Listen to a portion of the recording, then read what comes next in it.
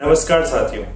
Corona की महामारी के अंदर भारत देश में लाखों लोग मर गए, लेकिन क्या इस सरकार की कोई जवाबदेही है? गांवों में, शहरों में ऑक्सीजन की कमी की वजह से लाखों मौतें हुई हैं, लेकिन संसद के अंदर सरकार गर्व के साथ कह रही है कि सभी अपनी मौत मरे हैं, ऑक्सीजन की कमी से कोई नहीं मरा है। आप ऐसे भंवर में फंसे हैं कि हर लहर आपको और कमजोर कर रही है। रोज जीने मरने की कहानियां कुछ इस तरह आ रही है कि जीना और मरना एक समान हो गया है। इन दिनों देश का भूत, भविष्य और वर्तमान गहरे सामाजिक व आर्थिक संकट के अंदर फंसा हुआ है। आम जनता का रोना बिलखना जैसे बेमानी सा हो गया है। प्रधानमंत्री अपनी छवि और अपने साम्राज्य को बचाने में लगे हुए हैं, दूसरी ओर मुख्यमंत्री अपनी कुर्सी बचाने में लगे हुए हैं और मीडिया और सरकारी संस्थाएं यह तक का आंकड़ा नहीं दे पा रही है कि कोरोना की वजह से कितने लोगों ने अपनी जान गंवाई है। मोदी सरकार चारों तरफ अपने विज्ञापन छाप छाप कर अपनी असफलताओं को ढकने के प्रयास में लगी हुई है।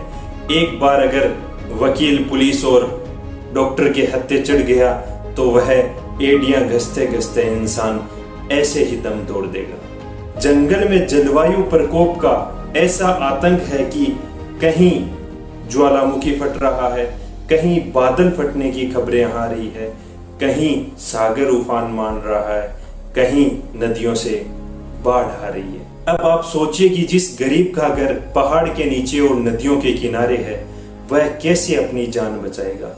सच बात तो यह है कि इस सरकार के पास ढकोसलों के अलावा कुछ है भी नहीं। आम जनता को डरा धमका कर समर्पण करने के अलावा और कोई हथियार भी नहीं बचा है। कोरोना की महामारी में लाखों लोग मर गए, लेकिन क्या सरकार की कोई जवाबदेही है? गांव, देहात, शहर के अंदर लाखों लोग बिना ऑक्सीजन की वजह से मरे हैं। क्या इसमें सरकार अपनी जवाबदेही तय करेगी? लेकिन सरकार संसद में गर्व से बताती है कि सब अपनी मौत मरे हैं, ऑक्सीजन की कमी से कोई नहीं मरा है। क्या आपको याद है वर्षों पहले नोटबंदी के अंदर गरीब का घर परिवार कैसे बर्बाद हुआ?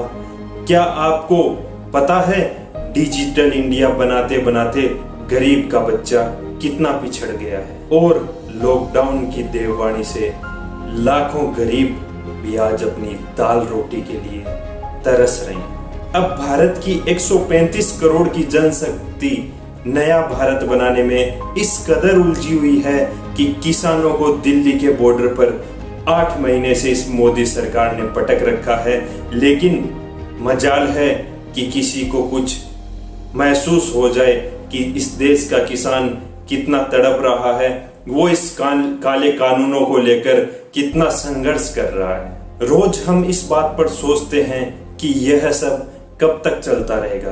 भारत देश का लोकतंत्र कब तक इन काले कानूनों के थपेड़े खाता रहेगा? विकास और परिवर्तन की यह कौन सी राजनीति है जो गरीब को गरीब और अमीर को और अमीर बना रही है और इंसान को हिंदू और मुसलमान के अंदर बांट रही है? क्या लोकतंत्र में बहुमत की सरकार अपनी जनता को इस तरह अपमानित कर सकती है? क्या लोकतंत्र को अर्थहीन बता सकती है और संविधान का मजाक उड़ा सकती है?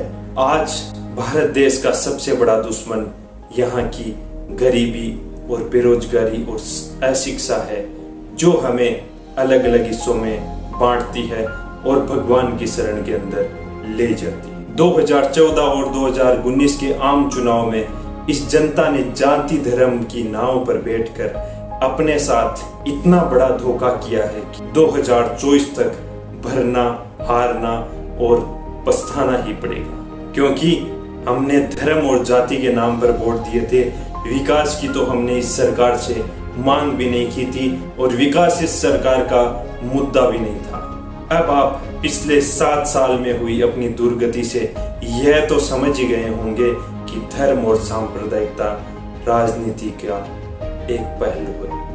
इस सरकार में सभी मंत्री अपने आप को चौकीदार बताते हैं, लेकिन असल में वो सभी चोर हैं, क्योंकि वो जासूसी करने में लगे हुए हैं। इस देश के कानून की जासूसी पत्रकारिता की जासूसी, विपक्ष के नेताओं की जासूसी, और इस देश की जनता अब सरकार के हाथ का खिलौना मात्र रह गई है।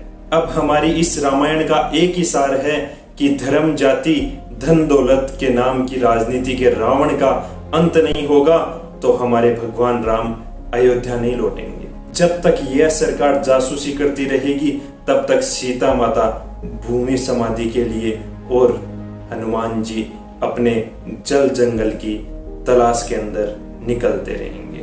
अब देखते हैं कि 2022-23 के विधानसभा चुनाव के अंदर जनता इस बहुमत के रावण का घमंड कैसे तोड़ती है और इस बुरी बहती हुई हवा को कैसे अपनी ओर अच्छी हवा के रूप में मोड़ती है। रामायण और महाभारत का इस लोकतंत्र को आज यही संदेश है कि खुद ही को कर बुलंद इतना कि हर तकदीर से पहले खुदा बंदे से पूछे कि बता तेरी रजा क्या होगी। अतः आंख वालों को ही अब धृतराष्ट्रों को जवाब देना होगा। आज के वीडियो में इतना ही। अगर आपको यह वीडियो पसंद आया है तो इसे लाइक और कमेंट करना न भूलें। इस वीडियो को अपने मित्रों, अपने परिवारजनों के साथ शेयर जरूर करें। और हाँ, अगर चैनल को सब्सक्राइब नहीं किया अभी तक आपने तो चैनल को सब्सक्राइब जरूर कर लें। जय हिंद, राम राम सा।